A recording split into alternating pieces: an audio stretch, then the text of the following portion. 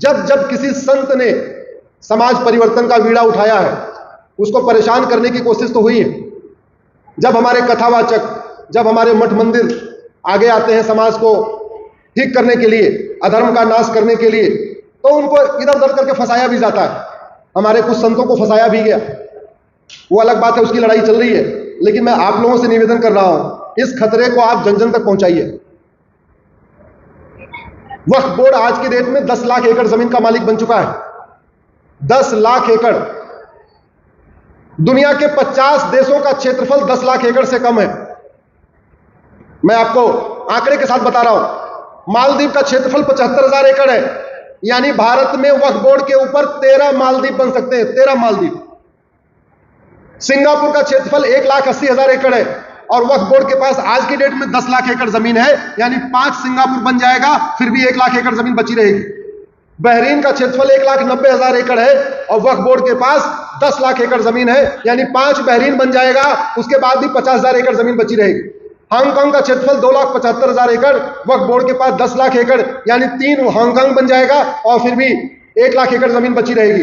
Denmark 3.5 lakh एकड़, वक्फ board के पास 10 लाख एकड़। फिनलैंड 3,90,000 एकड़, वक्फ बोर्ड के पास 10 लाख एकड़। मॉरिशस 5 लाख एकड़, यानी भारत में वक्फ बोर्ड के ऊपर 2 मॉरिशस भी बन जाएगा। लग्जमबर्ग 6 लाख एकड़, साइप्रस 8 लाख एकड़, जॉर्जिया 9 लाख एकड़ और वक्फ बोर्ड के पास 10 लाख एकड़। आप कल्पना करिए किस तरीके से कानून बना के विदेशी पंथ को प्रमोट करने के लिए यहां पे वक्फ बोर्ड जैसा कानून बनाया। मैंने आपको पहले ही कहा था, किसी भी देश का कैरेक्टर कैसा है, नेचर कैसा है, केवल इस बात से नहीं देखा जाता कि वहां पे किस पंथ को मानने वालों की संख्या कितनी है, इस बात से भी देखा जाता है कि किस पंथ के पास कितनी जमीन है, कौन कौन से स्थान वहां कितने हैं, किसी देश में मंदिर कितना है, मस्जिद कितना है, चर्च कितना है, यह भी देखा जाता है। स्कूलों की संख्या भी देखी जाती है, जमीन का क्षेत्रफल भी देखा जाता है। और जमीन का क्षेत्रफल मैंने आपको बताया कि किस तरीके से यहां पे बदला है। मैंने एक पीआईएल फाइल किया, वक्फ बोर्ड पे मेरी पीआईएल चल रही है ऑलरेडी। दुनिया में बहुत सारे देश पहले गुलाम थे, इवन चीन भी गुलाम था। हम अंग्रेजों के गुलाम थे और चीन जापान का गुलाम था। हमारे ऊपर अंग्रेजों ने हुकूमत किया और चीन के ऊपर जापान ने किया था। हम 1947 में आजाद हुए और चीन हमसे 2 साल के बाद 1949 में आजाद हुआ। चीन आजाद होने के 1 साल के अंदर उसने जानते पहला काम क्या किया? पूरे के पूरे चीन से गुलामी का नामो निशान मिटा दिया।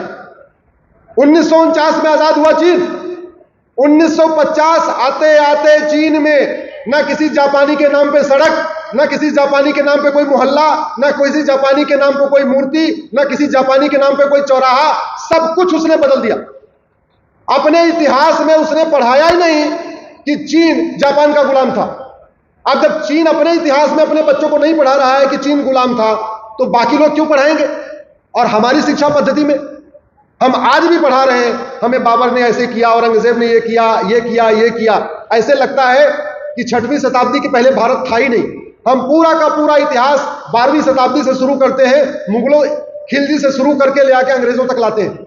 कोई जरूरत है क्या गुलामी का इतिहास बताने की? है क्या जरूरत इसकी? क्या हमारे देश में प्रतापी राजा नहीं हुए क्या? हमारे देश में तो एक से एक रानी, अहिल्याबाई होलकर, छत्रपति शिवाजी महाराज। इतिहास में पढ़ाने के लिए हमारे पास एक से बढ़कर एक महारानियां, एक से एक बढ़कर विदुषी महिलाएं, गार्गी, मैत्रेयी जैसी हमारे देश में विदुषियां हमारे पर, उनको हमने नहीं पढ़ाया।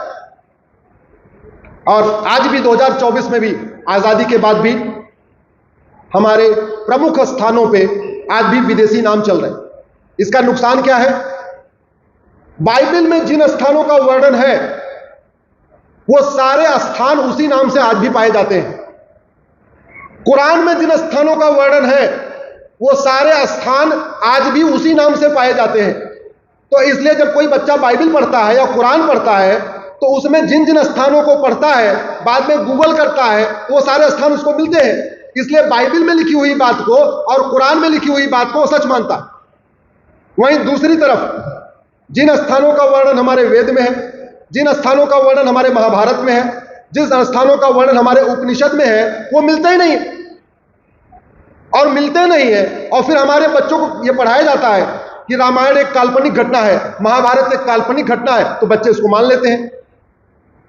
इसलिए मैंने एक PIL फाइल किया कि हमारे कम से कम जितने हमारे वैदिक स्थान है, हमारे धार्मिक स्थान है, उनको रिस्टोर किया जाए। क्योंकि जब तक हम अपने प्राचीन नामों को रिस्टोर नहीं करेंगे, तब तक तथाकथित वामपंथी, तथाकथित देश विरोधी ये कहते रहेंगे कि रामायण महाभारत एक काल्पनिक घटना। हमारे 51 शक्तिपीठों में से एक शक्तिपीठ है कीर्तेश्वरी। अपना एक शक्तिपीठ यहां पे भी है, कोल्हापुर में भी है, महालक्ष्मी मंदिर। ऐसे एक शक्तिपीठ है कीर्तेश्वरी, जहां माता का मुकुट गिरा। उस कीर्तेश्वरी स्थान पे मुर्शीद खान नाम का लुटेरा गया, उसने मंदिर को लूटा, मंदिर को तोड़ा और उस स्थान की नेम प्लेट बदल के अपने नाम पे उसको मुर्शिदाबाद बना दिया। और वो मुर्शिदाबाद बंगाल में आज भी मुर्शिदाबाद कहलाता है। वो आज तक कीर्तेश्वरी नहीं हो पाया। और बाकी लोग तो छोड़िए, बंगाल के लोगों ने भी कभी उस नाम को बदलने की बात नहीं किया। अब 51 शक्तिपीठ में आप कीर्तेश्वरी ढूंढिए, कीर्तेश्वरी मिलेगा, लेकिन भारत के नक्शे में आपको कीर्तेश्वरी नहीं मिलेगा, क्योंकि कीर्तेश्वरी मुर्शिदाबाद बन चुका। दूसरा शक्तिपीठ हमारा विंध्याचल, मिर्जा खान नाम का लुटेरा गया, उसने विंध्याचल को मिर्जापुर बना दिया। भगवान परशुराम जी के पिताजी का जहां आश्रम था, उसको कहते थे जमदग्निपुरम। जौना खान नाम का लुटेरा गया, उसको उसने जौनपुर बना दिया। विदेह, जहां माता सीता का जन्म स्थान है, वहां पे मुजफ्फर खान नाम का लुटेरा गया, उसने उसको मुजफ्फरपुर बना दिया। विराट, महाभारत में एक घटना होती है विराट की। पांडव 12 साल का वनवास करते हैं, फिर 1 साल का अज्ञातवास करते हैं। अज्ञातवास उन्होंने विराट में किया था। अब विराट को आप ढूंढिए, आपको विराट भारत के नक्शे पे कहीं नहीं मिलेगा, क्योंकि होशियार खान नाम का लुटेरा गया, उसने विराट को होशियारपुर बना दिया। भगवान कृष्ण ने 5 गांव मांगे। तिलप्रस, फरीद खान नाम का लुटेरा गया, उसको फरीदाबाद बना दिया। गदप्रस, गाजी खान नाम का लुटेरा गया, उसको गाजियाबाद बना दिया। ऐसे ही मुरादनगर को रामगंगा नगर को मुरादनगर बना दिया। पांचाल, हम लोग द्रौपदी को पांचाली कहते हैं। जो पांचाली द्रौपदी का जन्म स्थान है, उसको पांचाल राज्य कहते थे। वहां पे फर्रुख खान नाम का लुटेरा गया, उसने पांचाल को फर्रुखाबाद बना दिया। अब आप महाभारत में आपको पांचाल मिलेगा, लेकिन पांचाल नाम से गूगल करिए तो आपको भारत के नक्शे पे कोई पांचाल नाम का जिला, तहसील, मोहल्ला नहीं मिलेगा, क्योंकि वो पांचाल फर्रुखाबाद बन चुका है। शरीफुद्दीन ने नालंदा बिहार को बिहार शरीफ बना दिया। बेकू खान ने अजातशत्रु को बेगूसराय बना दिया। दरभंग खान ने द्वारभंगा को दरभंगा बना दिया। हाजी शमसुद्दीन ने हरिपुर को हाजीपुर बना दिया। जमाल खान ने सिंहजानी को जमालपुर बना दिया। अहमद शाह ने कर्णावती को अहमदाबाद बना दिया। बुरहान ने भगनापुर को बुरहानपुर बना दिया। होशंग शाह ने नर्मदापुरम को होशंगाबाद बना दिया। अहमद शाह ने अंबिकापुर को अहमदनगर बना दिया। तुगलक ने देवगिरी को तुगलकाबाद बना दिया। उस्मान अली ने धाराशिव को उस्मानाबाद बना दिया। फरीद खान ने मोकलहार को फरीदकोट बना दिया। मुजफ्फर खान ने लक्ष्मीनगर को मुजफ्फरनगर बना दिया। शाहजहां ने गोमतीनगर को शाहजहांपुर बना दिया। बख्तियार खिलजी ने नालंदा को बख्तियारपुर बना दिया। करीमुद्दीन को करीमनगर को करीमुद्दीन ने करीमनगर बना दिया। महबूब खान ने महबूबनगर बना दिया। अली मीर जाफर ने अलीपुर बना दिया। भाग्यनगर को हैदराबाद बना दिया। इंदौर को निजामाबाद बना दिया। बिटौरा को फतेहपुर बना दिया। हरिगढ़ को अलीगढ़ बना दिया। अंबिकानगर को अमरोहा बना दिया। आजमगढ़ को आजमगढ़ बना दिया। जसनौल को बाराबंकी बना दिया। ऐसे 1000 से ज्यादा स्थान, जिनका वर्णन हमारे या तो उपनिषदों में है, या वेदों में है, या हमारे महाभारत में है, हमारे आदि ग्रंथों में है। वो सारे के सारे स्थान अब आज की डेट में भारत में नहीं मिलते, क्योंकि वहां पे वहशी दरिंदों का नाम चल रहा है। जब तक वहशी दरिंदों का नाम नहीं हटेगा, हमारे प्राचीन नाम वापस नहीं रिस्टोर होंगे, तब तक हमारे बच्चों को यह कहा जाएगा वेद पुराण उपनिषद एक काल्पनिक घटनाएं हैं, और वो मानते चले जाएंगे। ये हटना चाहिए कि नहीं? ये सांसदों को ये बात उठाना चाहिए कि नहीं? विधायकों को उठाना चाहिए कि नहीं?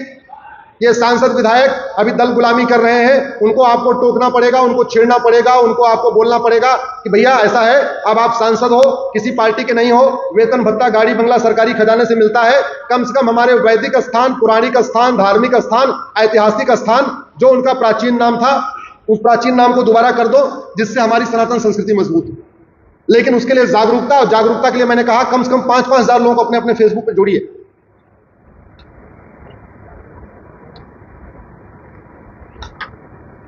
एक मठ मंदिर की बात मैंने इसलिए किया, सरकार हमारे मठ मंदिरों को छोड़ दे तो बहुत बड़ा काम हो जाएगा। जब जब मठ मंदिर छोड़ने की बात होती है तो लोग एक लॉजिक देते हैं। जानते हैं क्या लॉजिक देते हैं? कि करप्शन हो जाएगा। ऐसा सुनते होंगे ना, करप्शन हो जाएगा।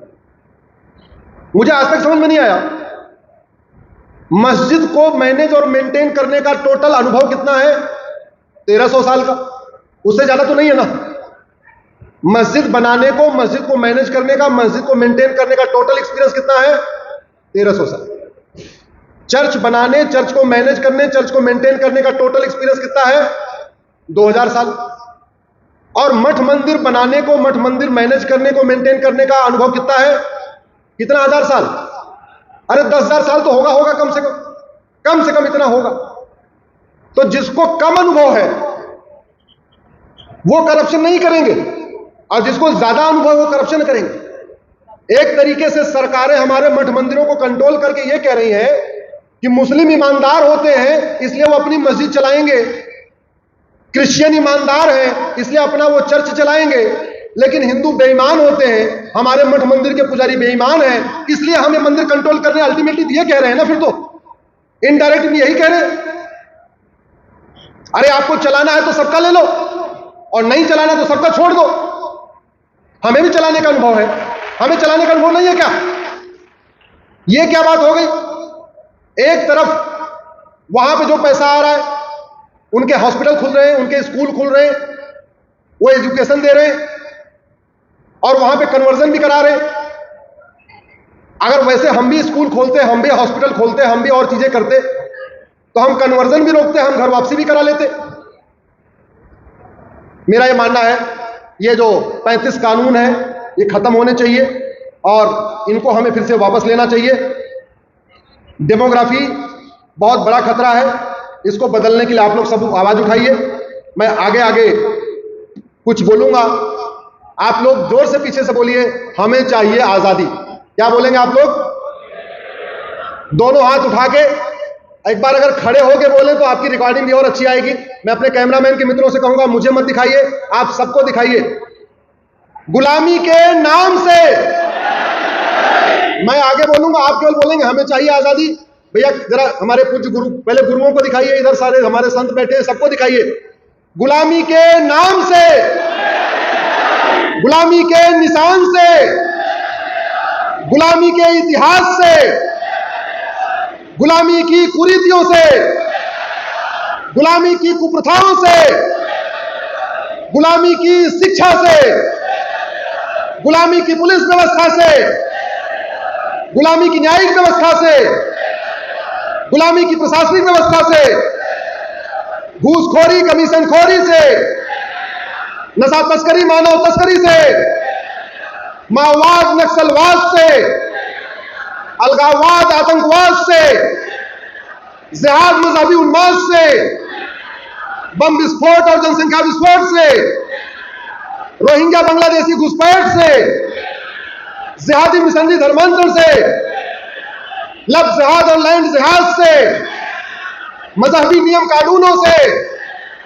मजहबी बोर्ड, मजहबी ट्रिब्यूनल से, मजहबी मंत्रालय, मजहबी आयोग से, मदरसा मिशनरी स्कूलों से।